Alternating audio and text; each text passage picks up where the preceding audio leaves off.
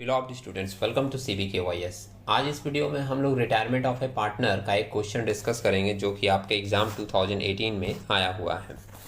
उस क्वेश्चन में जाने से पहले आपसे कहना चाहेंगे कि सेमेस्टर 3 फिनेंशियल अकाउंटिंग 2 का बहुत सारा क्वेश्चन डिस्कस करके प्लेलिस्ट में दिया हुआ है। आप लोग चाहें तो उसको भी जाकर प्रैक्टिस कर सकते हैं।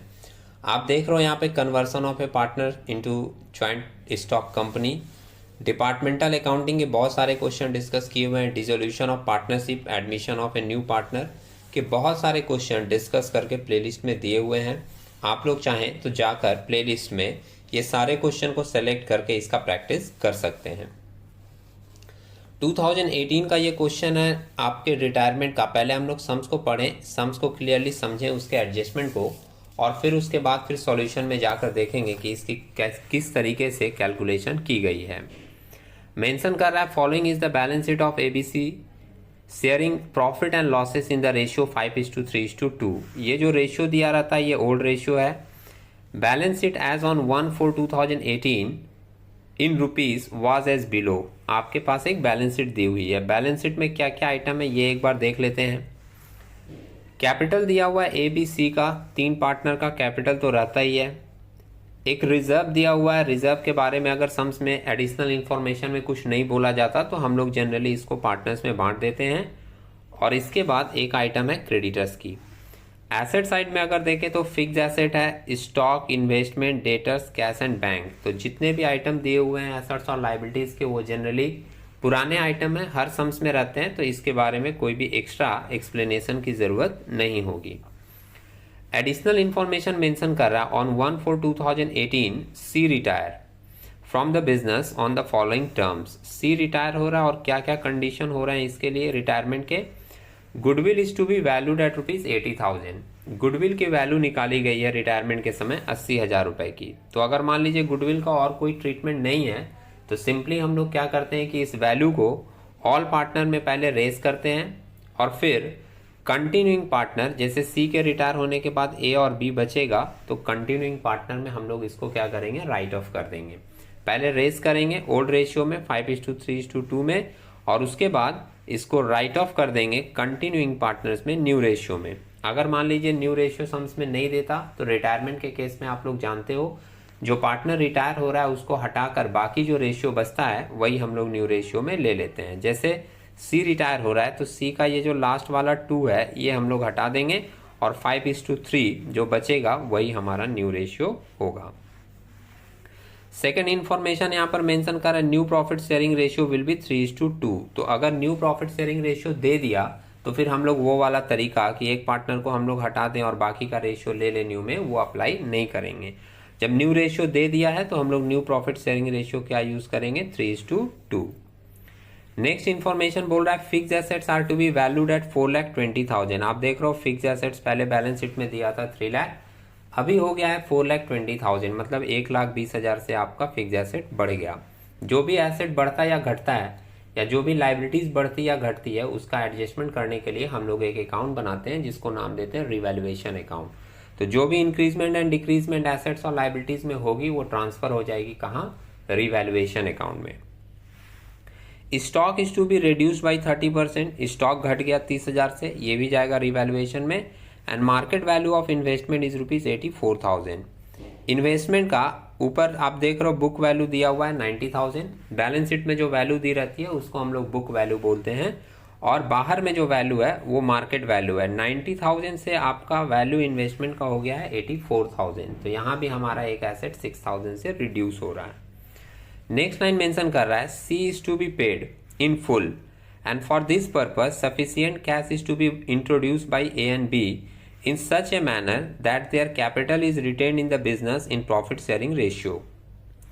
C जब रिटायर हो रहा है तो C का पैसा पूरा का पूरा पेड कर देना है, और इस पेमेंट के लिए अगर पैसे की जरूरत पड़ी तो जो कंटिन्यूइंग पार्टनर है A और B वो पैसे लेकर आएंगे, और वो लोग पैसा इस तरीके से लेकर आएंगे कि उनका जो कैपिटल होगा न्यू कैपिटल वो उनके न्यू प्रॉफिट शेयरिंग रेशियो में एडजस्ट होना चाहिए, जो कि आपका न्यू प्रॉफिट शेयरिंग रेशियो है 3:2। और इसके बाद मेंशन किया है and a cash balance of ₹15,000 is retained as working capital of the business. और 15,000 रुपया कैश में भी होना चाहिए जिससे कि बिजनेस का वर्किंग कैपिटल मेंटेन हो सके। तो ये वाली जो लाइन है वही सबसे ज़्यादा इंपॉर्टेंट है और इसी में स्टूडेंट्स को जनरली कन्फ्यूजन भी होता है। रिवैल्यूएशन अकाउंट में बहुत ज़्यादा कन्फ्यूजन नहीं होती, मोस्ट ऑफ द स्टूडेंट्स उसको ईजिली बना लेते हैं। सी नंबर पॉइंट, ये लास्ट वाला जो एडजस्टमेंट है इसको आप केयरफुली एक बार पढ़ लीजिएगा, माइंड में सेट रहेगा तो आपको इसकी कैलकुलेशन भी ईजिली समझ में आएगी। अब अपने को बनाना क्या क्या है वो लास्ट लाइन में मेंशन कर रहा है, prepare necessary accounts and show the balance sheet of A and B as on 1/4/2018 just after the retirement of C. तो आपको सबसे पहले नेसेसरी लेजर अकाउंट बनाने हैं। मैंने लास्ट सेट में भी कहा था, एडमिशन में भी ये बात बताई गई है कि जब नेसेसरी लेजर अकाउंट बोलता है तो हम लोग उसमें मेनली दो ही लेजर अकाउंट बनाते हैं। एक हम लोग बनाते हैं रिवैल्यूएशन अकाउंट और दूसरा एक हम लोग बनाते हैं पार्टनर्स कैपिटल अकाउंट। इसके बाद तो बैलेंस शीट बनानी है, क्लियरली वो सम्स में मेंशन कर दिया है। हम लोग सबसे पहले रिवैल्यूएशन अकाउंट का ट्रीटमेंट देखते हैं किस तरीके से किया गया है। उसमें तो सिंपली एसेट्स एंड लायबिलिटीज का जो इंक्रीजमेंट और डिक्रीजमेंट होगा वही आपको दिखाना होगा। यहाँ पर आप देखिएगा in the books of partnership firm, यहाँ से आपका सॉल्यूशन स्टार्ट है। सबसे पहले बनाया रिवैल्यूएशन अकाउंट। आप देखोगे कि आपका फिक्स एसेट बढ़ गया था। एसेट जब बढ़ता है तो डेबिट होता है, एंट्री बनेगी fix asset account debit to revaluation account. Entry में रिवैल्यूएशन क्रेडिट है इसलिए क्रेडिट साइड में पोस्ट किया गया बाय फिक्स एसेट्स बोलकर, और कितने से बढ़ा था 1,20,000 से, ब्रैकेट में मेंशन करके भी दिखा दिया 4,20,000 जो हो गया है अभी फिगर, और माइनस 3 लाख जो ऑलरेडी फिक्स एसेट का वैल्यू था। तो 1,20,000 से इंक्रीमेंट है वो दिखा दिए। स्टॉक के बारे में बताया था कि स्टॉक रिड्यूस हो गया है 30,000 से। एसेट जब घटता है तो वो क्रेडिट किया जाता है और इस केस में रिवैल्यूएशन डेबिट होगा, मतलब एंट्री बनेगी revaluation account debit to stock account, इसलिए रिवैल्यूएशन के डेबिट में दिखाया गया to stock account. Market value of investment 84,000 हो गया था, पहले इन्वेस्टमेंट का वैल्यू था 90,000, तो ये भी 6,000 से घटा। एसेट घटेगा तो क्रेडिट होगा, डेबिट कौन होगा, रिवैल्यूएशन, इसलिए एंट्री बनेगी revaluation account debit to investment account और रिवैल्यूएशन के डेबिट में टू इन्वेस्टमेंट बोलकर 6,000 पोस्ट कर दिया गया। तो जितने भी एसेट्स एंड लायबिलिटीज में चेंजेस थे वो यहाँ दिखा दिए गए। अब इस अकाउंट को क्लोज करेंगे तो क्लोज करने के बाद अपने को मिल जाएगा प्रॉफिट या लॉस। क्रेडिट साइड में अमाउंट ज़्यादा है, क्रेडिट का अमाउंट 1,20,000 लिख दिए, इसमें से डेबिट का 30,000 और 6,000 माइनस किए तो बैलेंस अपने को मिल गया 84,000। डेबिट में बैलेंस आता है तो वो इंडिकेट करता है प्रॉफिट, और ये प्रॉफिट ओल्ड रेशियो में सारे पार्टनर्स में बांट दिया गया। टू पार्टनर्स कैपिटल अकाउंट बोलकर ABC में आप देख रहे हो बांटा है 84,000 इंटू 5/10, 84,000 इंटू 3/10 और 84,000 इंटू 2/10। इसके नीचे ब्रैकेट में आप मेंशन कर दीजिएगा शेयर ऑफ प्रॉफिट। बांट कर दिखा दिया इनर कॉलम में 42,000, 25,200 और 16,800। ये जो प्रॉफिट है ये इन तीनों के कैपिटल अकाउंट में ट्रांसफर कर दिया जाएगा।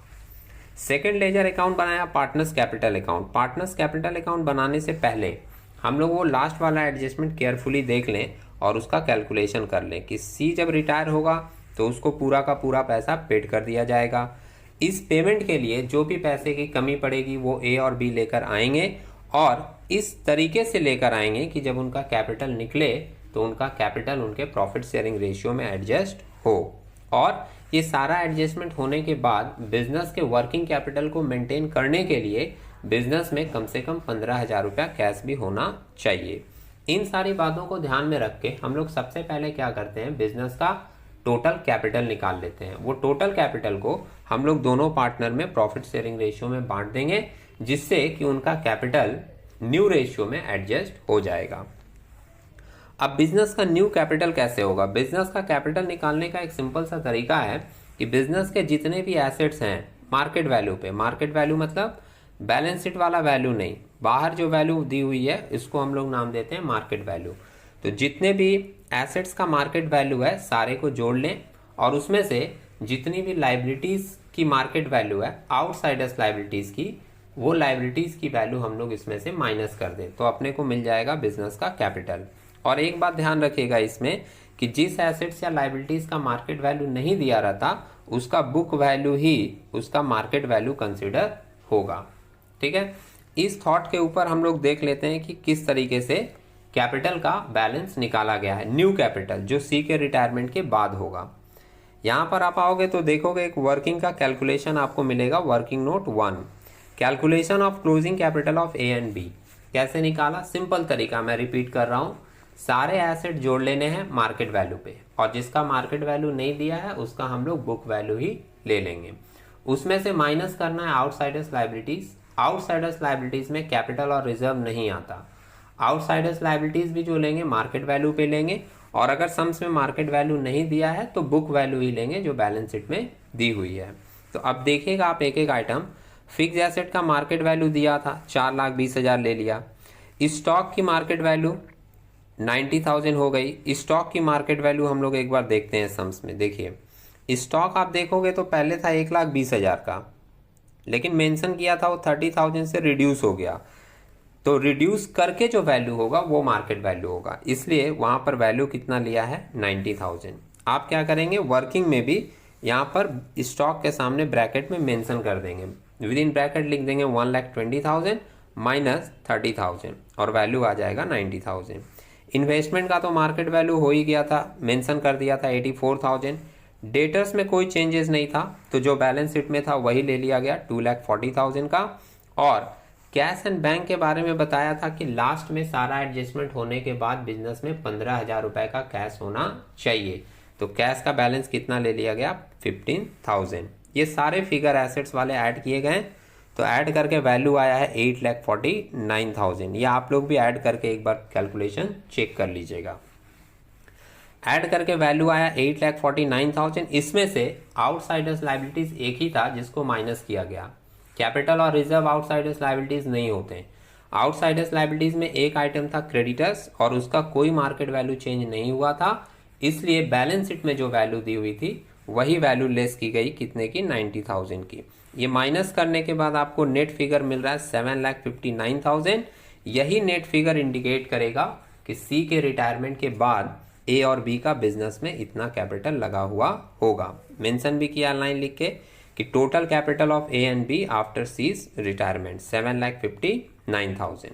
अब देखिएगा कि 7,59,000 को मेंशन किया था सम्स में कि न्यू प्रॉफिट शेयरिंग रेशियो में ये एडजस्ट होना चाहिए, तो यहाँ लिख दिया closing capital of A and closing capital of B. कैसे निकाला, न्यू प्रॉफिट शेयरिंग रेशियो में इसको बांट दिया। 7,59,000 इंटू 3/5 आ गया, ए का 455,400 और बी का 7,59,000 इंटू 2/5, बी का कैपिटल आ गया 3,03,600। ये न्यू कैपिटल बन गया। और जो लोग कैपिटल अकाउंट बनाना जानते हैं वो ये बात समझ चुके होंगे कि जो न्यू कैपिटल निकलता है, जो फाइनल कैपिटल निकलता है, वो कैपिटल अकाउंट के डेबिट साइड में टू बैलेंस सीडी करके ही लिखा जाता है। अब इस कैलकुलेशन को समझने के बाद हम लोग देखते हैं कैपिटल अकाउंट किस तरीके से प्रेजेंट किया गया। तो कैपिटल अकाउंट में सबसे पहले हम लोग बाई बैलेंस बीडी करके ओल्ड कैपिटल लिख देते हैं। ओल्ड कैपिटल था ए का 2,40,000, बी का 1,80,000 और सी का 90,000। इसके बाद रिजर्व था। रिजर्व के बारे में मैंने कहा था कि अगर सम्स में कुछ नहीं बोलेगा तो ये रिजर्व 1,80,000 का ओल्ड रेशियो में 5:3:2 में तीनों पार्टनर में डिस्ट्रीब्यूट कर दिया जाएगा। तो बाय रिजर्व बोलकर डिस्ट्रीब्यूट कर दिया गया। 5:3:2 में आप बांटोगे तो आएगा 90,000, 54,000 और 36,000। बांटने के बाद रिवैल्यूएशन में प्रॉफिट हुआ था, ये यहाँ डेबिट साइड में आप देख रहे हो, तो रिवैल्यूएशन की प्रॉफिट भी कैपिटल अकाउंट के क्रेडिट साइड में ट्रांसफर हो जाती है। क्रेडिट में लिख दिया गया बाय रिवैल्यूएशन अकाउंट बोलकर लिखा है। आप रिवैल्यूएशन प्रॉफिट या शेयर ऑफ प्रॉफिट भी लिख सकते हो। कितना 42,000, 25,200 और 16,800, ये यहाँ पर प्रॉफिट भी बांट दिया। इसके बाद एक गुडविल का एडजस्टमेंट था। मैंने सम्स पढ़ने के समय भी कहा था कि गुडविल के बारे में अगर एडिशनली कुछ नहीं बोलेगा तो जितना भी गुडविल है वो पहले रेज्ड हो जाएगा ऑल पार्टनर्स में, और जब रेज्ड होता है तो वैल्यू बढ़ती है, और बढ़ती है तो क्रेडिट साइड में हम लोग लिख देते हैं by goodwill account raised in the ratio 5:3:2। Old ratio में रेज किया गया, तो 80,000 को 5:3:2 में अगर आप बांटोगे तो ए के हिस्से आया 40,000, बी को मिला 24,000 और सी को कितना 16,000। और रेस करने के बाद इस गुडविल को राइट ऑफ भी करना पड़ता है। रिटायरमेंट के केस में, राइट ऑफ के केस में एंट्री रिवर्स हो जाएगी। पार्टनर्स कैपिटल अकाउंट यहाँ क्रेडिट था, जब हम लोग इसको राइट ऑफ करेंगे तो पार्टनर्स कैपिटल अकाउंट डेबिट हो जाएगा और एंट्री बनेगी partners capital account debit to goodwill account. आप यहाँ देख रहे हो डेबिट साइड में टू गुडविल अकाउंट बोलकर राइट ऑफ कर दिया है और जो राइट ऑफ होगा वो न्यू रेशियो में होगा। न्यू रेशियो था हम लोगों का 3:2 और जो राइट ऑफ होता है वो सिर्फ कंटिन्यूइंग पार्टनर्स में ही होता है। तो कंटिन्यूइंग पार्टनर्स में इसको राइट ऑफ कर दिया गया 3:2 में। कितना 48,000 और 32,000। 80,000 को आप 3:2 में बांटोगे तो हो जाएगा 48,000 और दूसरे का 32,000। इस सम्स में और मोस्ट ऑफ द बुक में आप देखोगे कि रेस करके राइट ऑफ वाला एडजस्टमेंट ही फॉलो किया जाता है, जबकि इसके बदले एक दूसरी एंट्री भी होती है गुडविल के ट्रीटमेंट के लिए और वो एंट्री होती है continuing partners capital account debit to retiring partners capital account. Continuing मतलब ए और बी कंटिन्यू है तो एंट्री होगा A's capital account debit B's capital account debit to C's capital account और उसमें सी का ही हिस्सा सिर्फ दिखाया जाएगा, टोटल 80,000 नहीं दिखाया जाता। सी का जितना शेयर होगा 2/10 उतना वैल्यू दिखाया जाएगा और वो फिगर एडजस्ट होगा किससे, ए और बी से। लेकिन आप रेस करके राइट ऑफ करने वाला सिस्टम भी बीकॉम के लिए फॉलो कर सकते हैं। क्लियर है? ये सारा का सारा चीज पुट करने के बाद अब हम लोग सी का टोटल करते हैं और उसको पेमेंट कर देते हैं सिंपली। तो सी के क्रेडिट में जितना भी अमाउंट था जैसे 90,000, 36,000, 16,800 और 16,000 ये सारे फिगर ऐड कर लिए। ऐड करके आया कितना 1,58,800 और ये 1,58,800 सी को पूरा पेमेंट कर दिया जाएगा। एंट्री बनेगी C's capital account debit to bank account. यहाँ लिख दिया टू बैंक अकाउंट, हाइफन देके लिख दिया अमाउंट विथड्रॉन, मतलब सी विथड्रॉ किया है। या बिजनेस के पॉइंट ऑफ व्यू से लिखें तो हम लोग यहाँ पर लिखेंगे अमाउंट पेड टू सी और टोटल बैलेंसिंग फिगर 1,58,800 हम लोग यहाँ पर मेंशन करके सी को पेमेंट कर दिए। इसके बाद वर्किंग में जो हम लोग निकाले थे कि ए और बी का जो कैपिटल निकल कर आया था टोटल फाइनल, वो हम लोग यहाँ टू बैलेंस सीडी करके लिख दिए। ए का निकल कर आया था 4,55,400 और बी का निकल कर आया था 3,03,600। लिखने के बाद इसको आप फिक्स कर दिए क्योंकि सम से बोला था कि जो भी कैपिटल आएगा वो इन लोगों के प्रॉफिट शेयरिंग रेशियो में एडजस्ट होना चाहिए। और ये भी मेंशन किया था कि सी को पेमेंट करने के लिए ए और बी को पैसा लाना पड़ेगा, अगर जरूरत पड़ा तो सफिशिएंट कैश वो लोग लेकर आएंगे। अब वो कैसे निकलेगा ये देखिए। जब आपने न्यू कैपिटल यहाँ पर फिक्स कर दिया तो ए और बी का आप देखोगे कि डेबिट साइड में आपको अमाउंट ज़्यादा दिखेगा, मतलब 48,000 प्लस 4,55,400 दोनों को ऐड करेंगे। ऐड करके अपने को मिल रहा है टोटल 503,400। अब इस 503,400 से क्रेडिट का सारा बैलेंस माइनस करेंगे। कौन सा? एक जो बैलेंस बीडी है वो, रिजर्व बाटा था वो, रिवैल्यूएशन प्रॉफिट था वो और गुडविल की जो वैल्यू थी वो। ये चारों फिगर माइनस करने के बाद आप देखोगे कि एक एक क्रेडिट में आपको एक बैलेंस मिलेगा। कितने का बैलेंस मिलेगा? 91,400। किसी भी पार्टनर के कैपिटल में बैलेंस आना इंडिकेट करता है कि उस पार्टनर को उतना पैसा लाना है और ये पैसा वो लोग लेकर आएगा, इसलिए यहाँ पर बाई बैंक अकाउंट बोलकर लिख दिया, बाई बैंक अकाउंट बोलकर लिख दिया अमाउंट इंट्रोड्यूस और ब्रैकेट में मेंशन कर दिया कि ये अमाउंट कैसे निकला है, बैलेंस करके निकला है, लिख दिया बैलेंसिंग फिगर। ठीक है, इसी तरीके से आप सिंपली बी का भी कर लोगे तो उसका भी अमाउंट जितना इंट्रोड्यूस किया है वो निकल जाएगा। बी के डेबिट में है 32,000 और यहाँ है 3,03,600, ये दोनों ऐड करें। ऐड करके अपने को मिल रहा है 3,35,600। इसमें से क्रेडिट का 1,80,000, 54,000, 25,200 और 24,000 ये माइनस करेंगे तो आपको एक बैलेंस मिल जाएगा कितने का? 52,400 का। ये बैलेंस इंडिकेट करेगा कि बी इतना पैसा लेकर आएगा बिजनेस में। इसके सामने भी सेम लाइन रहेगी, by bank account amount introduce और ब्रैकेट में जरूर मेंशन करेंगे कि ये फिगर हम लोगों को बैलेंस करके मिल रहा है। ब्रैकेट में लिख देंगे बैलेंसिंग फिगर। ठीक है, एक चीज और यहाँ स्पेस की कमी थी, टू बैलेंस सीडी लिखा हुआ है। आप जानते हो उस सीडी को क्रेडिट साइड में बाय बैलेंस बीडी करके दिखा देंगे। यही बिजनेस का न्यू कैपिटल है जो कि न्यू बैलेंस शीट में आपको दिखाना पड़ता है। अब हम लोग आ जाते हैं बैलेंस शीट में। Balance sheet of A and B as on 1/4/2018 after C's retirement. Capital तो हम लोगों का नया निकला था तो कैपिटल अकाउंट ए और बी का नया वाला लिख दिए 455 400 और बी का 303 600। क्रेडिटर्स में कोई चेंजेस नहीं था तो क्रेडिटर्स को एज यूजुअल लिख दिए 90,000। एसेट साइड में फिक्स एसेट्स 4,20,000 का हो गया था। स्टॉक 30,000 से घटकर कितने का हो गया 90,000। स्टॉक के ब्रैकेट में आप मेंशन कर दोगे 1,20,000 का पहले था माइनस 30,000 होकर तब बचा कितने का 90,000 का। इन्वेस्टमेंट की नई वैल्यू हो गई है कितने की 84,000 की। मैं रिमाइंडर दे दूं आप लोगों को कि बैलेंस शीट में हमेशा चेंज वाला वैल्यू न्यू वाला वैल्यू ही दिखाया जाता है। डेटर्स में कोई चेंजेस नहीं हुआ था तो डेटर्स को एज यूजुअल हम लोग लिख दिए 2,40,000 और सम्स में मेंशन किया था कि ये सब होने के बाद कैश और बैंक कितना बचना चाहिए 15,000। तो कैश और बैंक में हम लोग दिखा दिए कितना 15,000। और ये दिखाने के बाद जब आप टोटल करें तो जानते हैं बैलेंस शीट मैच होना चाहिए। तो दोनों साइड बैलेंस शीट इधर आ रहा है 8,49,000 और इधर भी आ रहा है 8,49,000। उम्मीद है आप लोगों को ये कैलकुलेशन समझ में आई होगी। अगर इस सम्स को आप ऑन कॉपी नोट करके करेंगे तो चीज़ें आपको और ज़्यादा क्लियर समझ में आएगी। कैलकुलेशन से रिलेटेड अगर कोई चेंजेस दिखे या प्लस माइनस में कोई मिस्टेक दिखे तो आप लोग कमेंट बॉक्स में वो चीज़ बता सकते हैं जिससे कि दूसरे लोग भी उस चीज़ को करेक्ट कर सकें। तो हम लोग इसी तरीके के एक नए इन्फॉर्मेटिव क्वेश्चन के साथ एक नए वीडियो में मिलेंगे। तब तक के लिए टेक केयर।